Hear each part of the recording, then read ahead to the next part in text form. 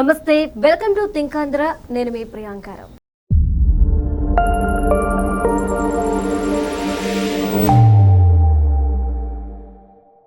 జగన్మోహన్ రెడ్డి గారు కీలక press meet నిర్వహించారు. ఈ కీలక అని ఎందుకు అంటున్నానంటే, వారు ఇందులో కీలకమైన అంశాలు ప్రస్తావిస్తూ ఇది కీలక ప్రెస్ మీట్ అని వారే చెప్పారు. సో ఏం అంశాల గురించి జగన్మోహన్ రెడ్డి గారు మాట్లాడారు అనేది చూద్దాం.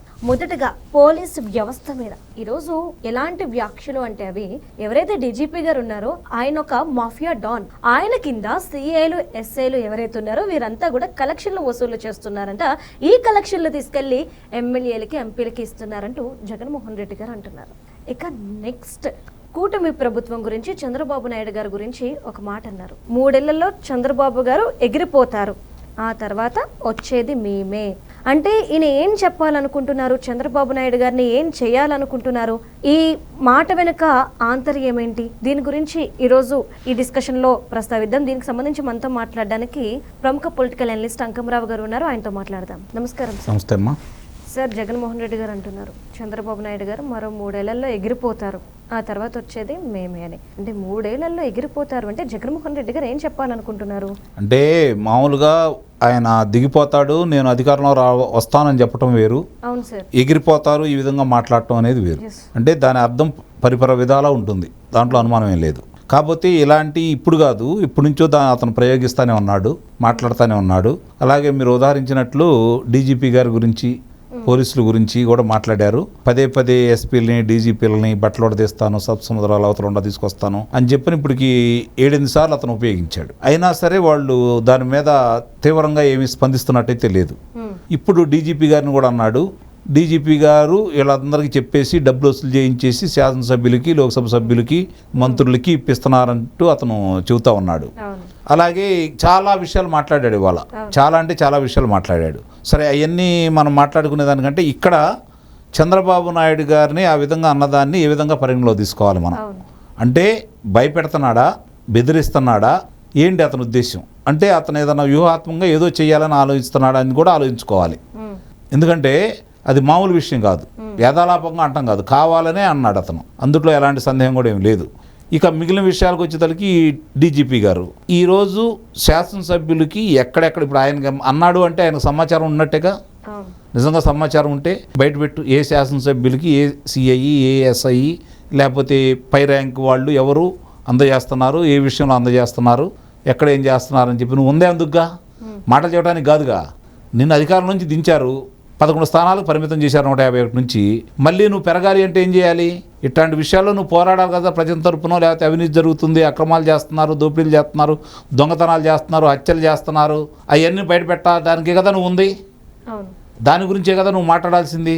మరి దాన్ని వివరంతో సహా బయట తీసుకొచ్చి ఆ రోజు నీ మీద అభియోగాలు, నీ ప్రభుత్వం మీద అభియోగాలు వాళ్ళు చెప్పారు, పోరాడారు, న్యాయస్థానానికి వెళ్ళారు, నీ మీద పోరాడారు, న్యాయస్థానానికి కూడా వెళ్ళారు వాళ్ళు. ఈరోజు వాటి గురించి నువ్వు మాట్లాడేటప్పుడు ప్రతి విషయాన్ని కూడా విపులంగా, ఇదిగో ఇలా పలానా చాట ఇలా జరుగుతుంది, పలానా సిఐ, పలానా ఎస్ఐ, పలానా శాసనసభ్యుడికి ఇచ్చాడు అని చెప్పి నిరూపించు. అంటే నువ్వు ఆధారాలు లేకుండా మాట్లాడుతున్నావా, లేదంటే ఈ రాజకీయ పబ్బం గడుపుకోవడానికి మాట్లాడుతున్నావా? ఏ విషయాలు ఈ కూటమి ప్రభుత్వం స్పందించట్లేదు, మా మీద చర్యలు తీసుకోవట్లేదు, వాళ్ళ పని వాళ్ళు చేసుకుంటున్నారు, మేము 5 సంవత్సరాలు చేసిన పరిపాలన చేసిన అవినీతిని మాత్రమే బయటికి తీస్తున్నారు, వాళ్ళు ఆ పని మీద ఉన్నారు, వాళ్ళు ఆ పని ఎందుకు చేయాలా?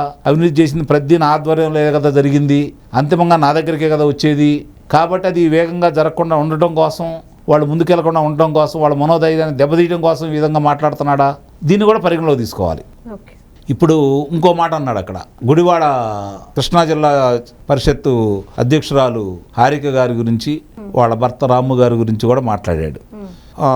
అంటే బలహీన వర్గాలు కాబట్టి దాడి చేశారు అని చెప్పని. అక్కడ జరిగిన సంఘటన స్పష్టంగా వీడియో ద్వారా ప్రజలందరూ చూశారు. రాము గారు కావచ్చు, వాళ్ళ సతీమణి కావచ్చు, ఏ విధంగా పోలీసులు కానీ అక్కడ వాళ్ళని మాట్లాడారో, వాళ్ళని వెళ్ళిపోమని చెప్పి బతిలాడినా కూడా మళ్ళీ తిరిగి వచ్చి గొడవకి కారణమయ్యారో స్పష్టంగా చూశారు. ఈరోజు మహానటి అన్న ఒక్క మాటను పట్టుకుని ఆయనకి చాలా కోపం వచ్చింది. మహానటి అంటారా? మహానటి మాత్రమే అన్నారు నాయన. ప్రశాంత్ రెడ్డి గారిని ఏమన్నాడు ప్రసన్న కుమార్ రెడ్డి? సజ్జల రామకృష్ణారెడ్డి ఏమన్నాడు అమరావతి రైతుల గురించి? కృష్ణరాజు ఏమన్నాడు అమరావతి రైతుల గురించి? దాన్ని ఏ విధంగా స్వాగతించాడు కొమ్మినేని శ్రీనివాసరావు? ఏమీ కనపడలా ఆయనకి, ఏమీ వినపడలా. ఎందుకంటే ఆయన చెప్పిందే జనం వినాలా, ఆయన చెప్పిందే నిజమని ప్రజలు నమ్మాలా. ఎదుటాళ్ళు చెప్పింది వినడు, ఇంకోళ్ళ సలహాలు తీసుకోడు కాబట్టే 151 స్థానాల నుంచి 11 స్థానాలకు పరిమితం అయిపోయాడు. సార్ అంటే ఆయన చెప్పిందే అందరూ వినాలి అని మీరు అన్నారు కాబట్టి నాకు చిన్న సందేహం. జగన్మోహన్ రెడ్డి గారు అధికారంలో ఉన్నప్పుడు బోరుగడ్డ అనిల్ లాంటి వాళ్ళు ప్రతి ఒక్కరు కూడా జగన్ చెప్తే చిటికేసేలోపు చంద్రబాబుని లేపేస్తాం, ఇట్లా ప్రతి ఒక్కరు బాబు గారిని లేపేస్తాం అంటూ ఉన్నవాళ్ళే. మరి ఇప్పుడు జగన్మోహన్ రెడ్డి గారు కూడా అంటున్నారు 3 ఏళ్లలో ఆయన ఎగిరిపోతాడు అని చెప్పి. ఆ ఎగిరిపోతాడు అనే దానికి అర్థం ఏంటి సార్? అంటే ఏదైనా బాబు గారి మీద కుట్ర పండుతున్నారా లేదా? అదే కదా నేను అంటున్నామా, వాళ్ళ ఆలోచన విధానాలు ఆ విధంగానే ఉంటాయి. అంటే వాళ్ళ కార్యకర్తలు దూరం అవుతున్నారు, నాయకులు ఎటు మినకుండిపోతున్నారు, కార్యకర్తలు దూరం అయిపోతున్నారు. కార్యకర్తలు ఏ పార్టీ కూడా మనుగడ సాగించదు. కార్యకర్తలు ఇప్పుడిప్పుడే మబ్బులు జరిగిపోయినాయి అతని మీద. అధికారంలో 67 స్థానాలకు అయ్యో అధికారానికి దూరం అయ్యాడు, ఇంకొక 21 స్థానం వచ్చి అధికారం వచ్చేది కదా మనం అని చెప్పి తర్వాత కసి కొద్దీ 151 స్థానాలు ఇచ్చారు. ఇచ్చినప్పుడు ఏం చేశాడు? కార్యకర్తల్ని పట్టించుకోలేదు, రాష్ట్రాన్ని పట్టించుకోలేదు, ప్రజల్ని పట్టించుకోలేదు, ఉద్యోగస్తుల్ని పట్టించుకోలేదు, విద్యార్థుల్ని పట్టించుకోలేదు, మహిళల్ని పట్టించుకోలేదు, రైతుల్ని పట్టించుకోలేదు. ఏం చేశాడు? ఏ మార్గంలో తనకైతే ఆదాయాలు వస్తాయో ఆ మార్గాలన్నీ చూసుకున్నాడు. రాష్ట్రాన్ని తండ్రి అధికారం ఉన్నప్పుడు ఏ విధంగా దోచుకున్నాడో మళ్ళీ అదే విధంగా దోచుకోవడానికి అలవాటు పడిపోయారు. వాళ్ళు ఎదురు తిరిగిన వాళ్ళు నిర్బంధించారు, కొట్టించారు. వాళ్ళ శాసనసభ్యులైనా లోక్సభ సభ్యులైనా వాళ్ళు ఏం చేయాలో చూసాం. రఘురామకృష్ణరాజు గారితో సహా అతను ఏ విధంగా చేశారో. వాళ్ళు ఇంకో లోక్సభ సభ్యుడు విశాఖకు సంబంధించిన ఆయన, నేను అసలు ఆంధ్ర రాష్ట్రంలో వ్యాపారాలే చేయనన్నాడు. వాళ్ళ అధికారంలో ఉండగానే ఇవన్నీ ఆయన అధికారంలో ఉండగా జరిగినాయి. ఈ రోజు మళ్ళీ ఈ విధంగా మాట్లాడుతున్నాడు అంటే దాన్ని కొంచెం అందుకే నేను అంటే తీవ్రంగా పరిగణించాలి. డీజీపీ గారు పరిగణించాలి, పోలీసు సంఘాల వాళ్ళు పరిగణించాలి, ప్రభుత్వం కూడా దీని మీద ఏంటి ఇలా అన్నావు, ఏంటి ఎందుకు ఇట్లా అంటున్నావు అని చెప్పని ప్రభుత్వం కూడా వివరణ అడగాలి. అప్పుడే నోటికి అడ్డుకట్టబడుతుంది. ఇంకోటి మీరు చూడండి, మొత్తం ఈ ప్రణాళికని గుడివాడ జడ్పీటీసీకి సంబంధించినటువంటి హారిక్ గారిని బలహీన వర్గాల మహిళగా చిత్రీకరిస్తూ దాన్ని ముందుకు తీసుకెళ్లే క్రమంలో రాష్ట్ర వ్యాప్తంగా దీన్ని చర్చలు చేయాలనే ఉద్దేశంతో పేర్ని నాని ఏ విధంగా అయితే మాట్లాడాడో అది కావాలని వాళ్లే బయటపెట్టారు. వాళ్ళ దగ్గరికి తెలుగుదేశం పార్టీ వాళ్ళు వెళ్ళరుగా, వాళ్ళు మాట్లాడేటప్పుడు వాళ్ళ మనుషులే కదా. అంటే వాళ్ళు కావాలని బయట పెడుతున్నారంటే వాళ్ళు ఒక ప్రణాళిక, దీర్ఘమైన ప్రణాళికను వేసుకొని వాళ్ళు ముందుకెళ్తున్నారని మాత్రం ఆలోచించుకోవాలి.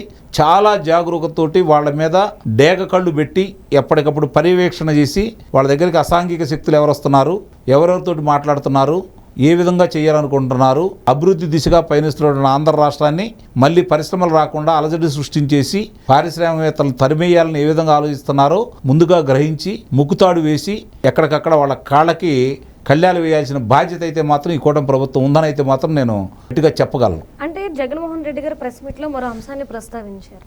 రప్ప డైలాగ్స్ కి సంబంధించి కేసులు పెడతారా, మేమంటే తప్పేంటి, బాలకృష్ణ గారి సినిమాల్లోని, పవన్ కళ్యాణ్ సినిమాల్లోని ఇలాంటి డైలాగులు ఉన్నాయి, వాళ్ళు వాడారు కాబట్టి సినిమాలో మీరు ఎలాంటి అభ్యంతరం చెప్పలేదు కాబట్టి బయట కూడా మా కార్యకర్తలు వాడుతున్నారు, తప్పేంటి అంటూ సమర్థించుకుంటున్నారు. అంటే ఎలా చూడాలి సార్ ఆయన మాటల్ని? చిత్రాలకు సంబంధించి నిజ జీవితానికి వ్యత్యాసం తెలియని విధంగా అతను మాట్లాడుతున్నా అంటే అతని గురించి మనం ఏం మాట్లాడాలి? ఇంకా ఇప్పుడు చిత్రాలలో సంభాషణలు ఉంటాయి, అభ్యంతరకరమైన సంభాషణలు ఉన్నాయి అనుకోండి. చిత్రాలు అంటే వరుస క్రమంలో ఒక సన్నివేశం తర్వాత ఇంకో సన్నివేశం వస్తుంది, దానికి అనుబంధంగా ఉంటాయి కాబట్టి ఆ విధంగా వెళ్తూ ఉంటారు, సంభాషణలు రాసుకుంటారు, లేకపోతే పోరాట దృశ్యాలు చూస్తారు, లేకపోతే పాటలు పెట్టుకుంటూ ఉంటారు, దానికి అనుగుణంగా తీసుకొస్తూ ఉంటారు, దాన్ని బట్టి అక్కడ వస్తూ ఉంటుంది. అది ఊహ, కల్పన. దాన్ని చూసి మనం అన్వయించుకుని మన జీవితంలో కూడా జరిగింది అని చెప్పి మాట్లాడుకొని ఏదన్నా హాస్యభరితమైన సంభాషణ ఉంటే నవ్వుకొని, విషాదం ఉంటే ఊహించుకొని మనం కూడా బాధపడుతూ, ఒకవేళ ఆవేశంగా ఏదైనా ఉంటే పోరాట దృశ్యాలు ఉంటే అరే మనమైతే ఇట్లా కొట్టేవాళ్ళం అని చెప్పి ఊహించుకోవడానికి మాత్రమే పనికొచ్చేది చిత్రం.